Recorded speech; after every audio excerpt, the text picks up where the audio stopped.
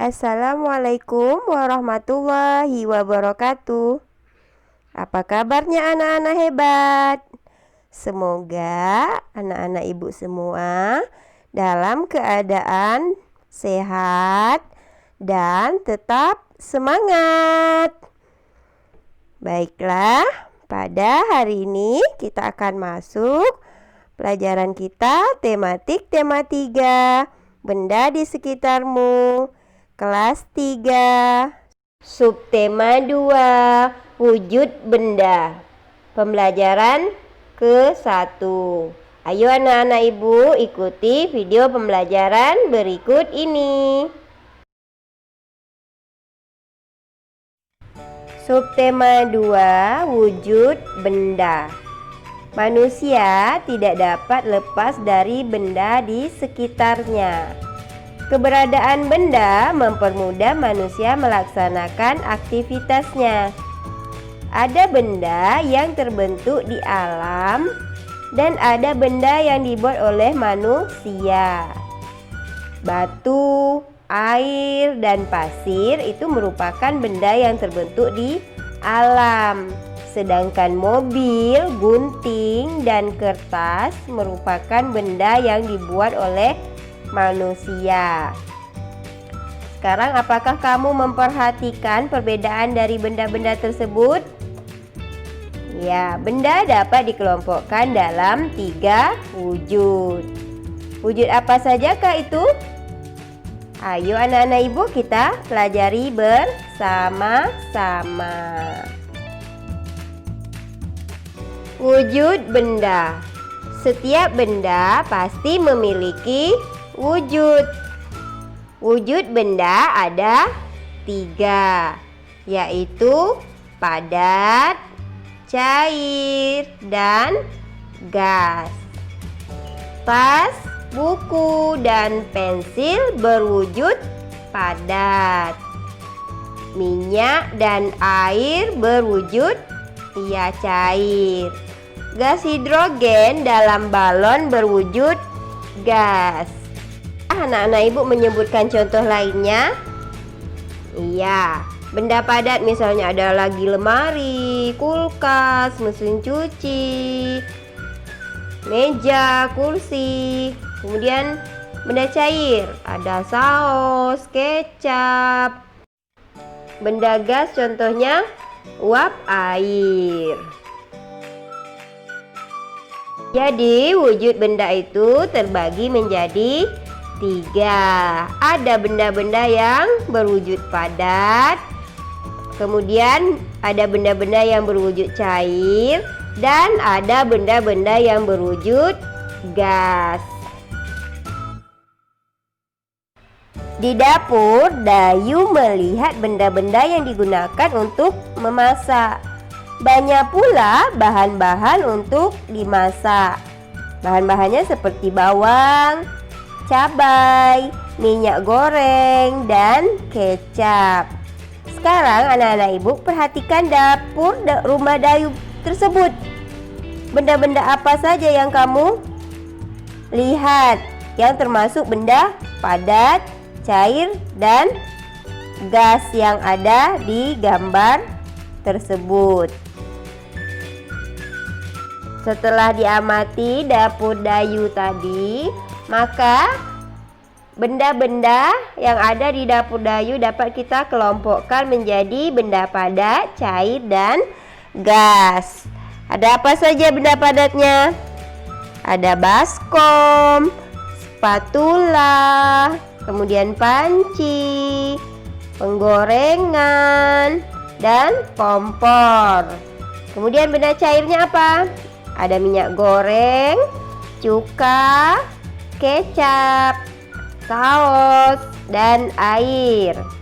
Kemudian benda gasnya ada? Ya, ada uap air dan gas. Setelah mengamati dapur Dayu tadi, sekarang giliran anak-anak ibu yang mengamati benda yang ada di rumahmu.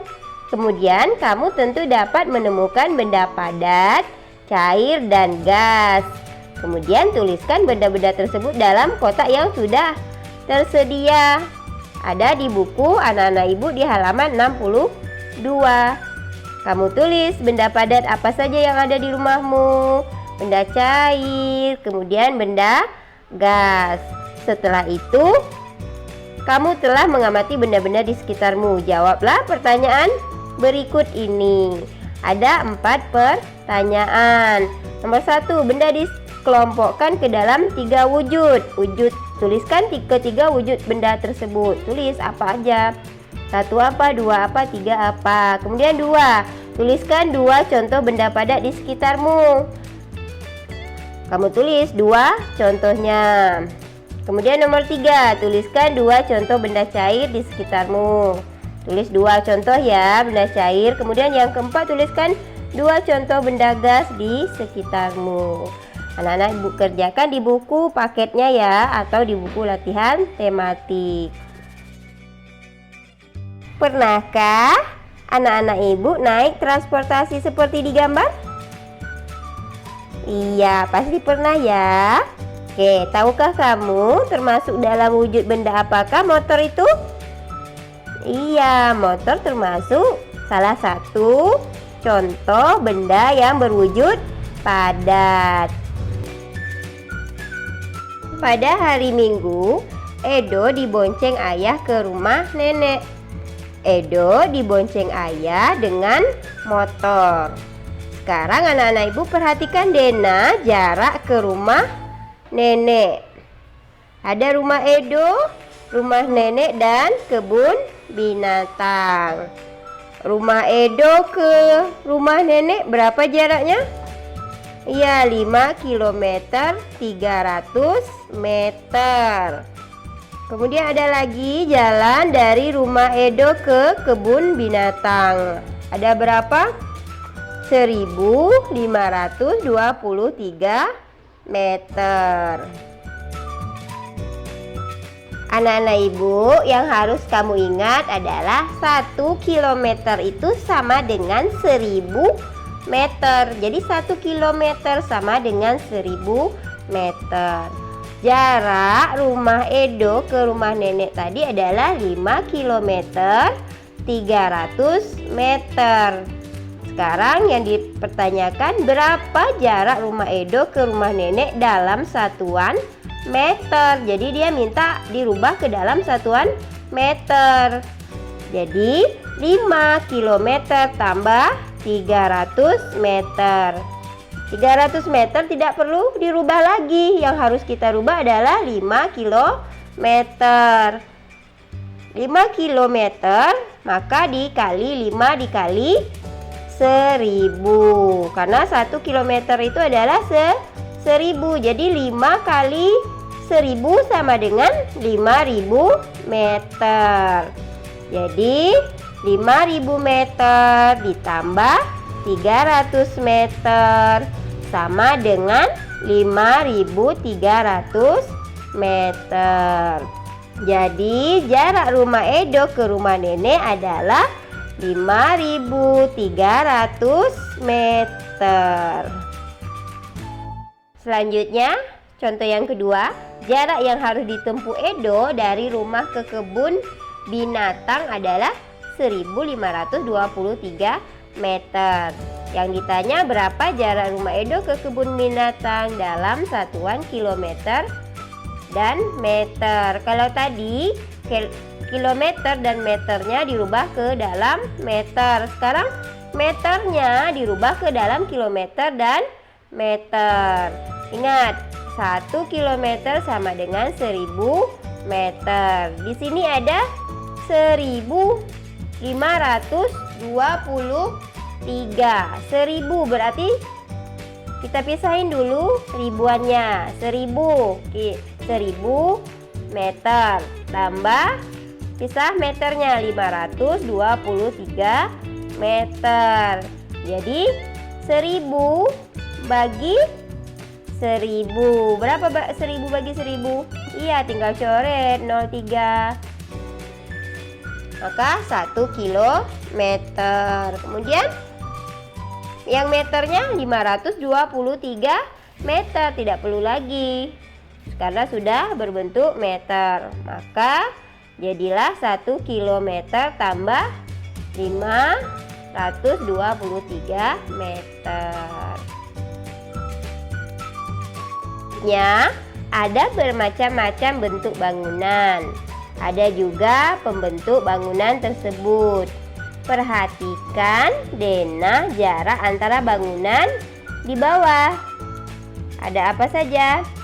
Ada rumah Siti, kemudian rumah Udin, pasar, rumah sakit, kantor pos, kemudian sekolah. Ada beberapa bangunan di sini. Sekarang seperti yang tadi, seperti rumah Edo ke rumah nenek. Di sini ada diminta kamu anak-anak ibu tentukan jarak dalam satuan meter. Ibu akan kasih satu contoh lagi ya. Contohnya nomor 1, rumah Siti ke sekolah. Perhatikan rumah Siti. Mana rumah Siti? Ya. Sekolah mana? Iya. Berapa jaraknya? Iya, 5 km 100 meter. Seperti tadi cara mengerjakannya. Tuliskan dulu 5 km 100 meter. Kemudian kilometernya dirubah ke dalam meter.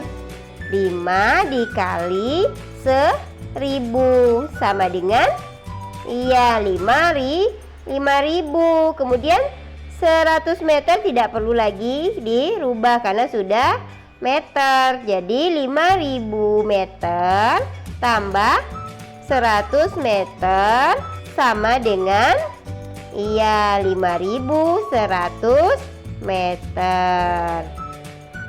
Paham ya anak-anak ibu? Untuk soal selanjutnya anak-anak ibu lanjutkan kerjakan di buku paketnya atau buku latihan tematik. Kerjakan seperti yang sudah ibu kasih contohnya.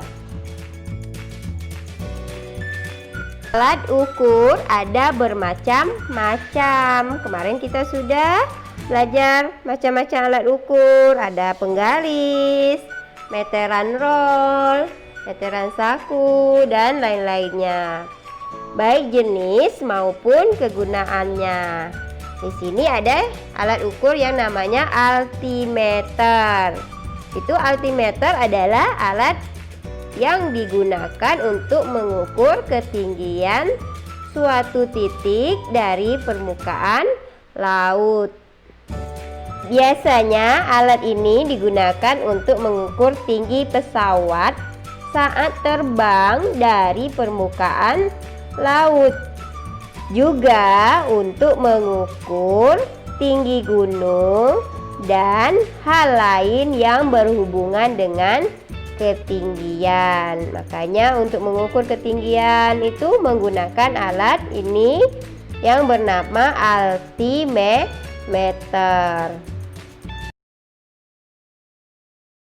Baiklah anak ibu, untuk pelajaran SBDP-nya ada di video yang berikutnya ya.